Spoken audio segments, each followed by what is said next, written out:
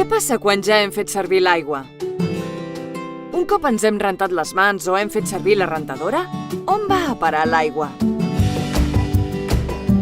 L'aigua residual de les llars i indústries és conduïda a través de les clavegueres fins a arribar a les ADAR, estacions depuradores d'aigua residual.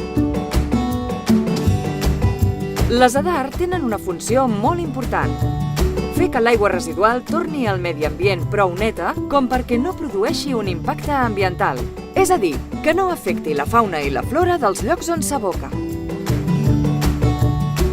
Depurar l'aigua residual també aconsegueix reduir problemes de salut pública, ja que s'eliminen molts microbis i altres patògens que podrien afectar a la població o als conreus.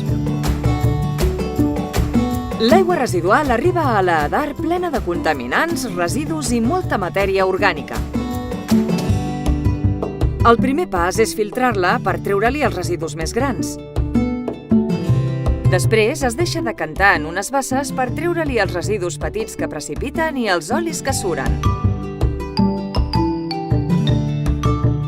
A més, es pot tractar químicament per extreure-li les partícules més petites.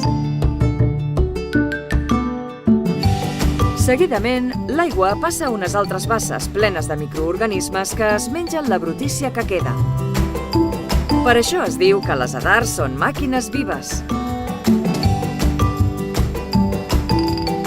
Després de verificar la qualitat de l'aigua al final d'aquest procés, ja pot ser retornada al medi ambient. Algunes depuradores fan un darrer tractament, el tractament terciari, on gràcies a altres processos químics i biològics encara aconsegueix reduir més els compostos contaminants i els microbis perjudicials de l'aigua residual i proporciona una aigua suficientment neta i sense olors com per reutilitzar-la i fer-la servir per al reg, la neteja de carrers o la indústria.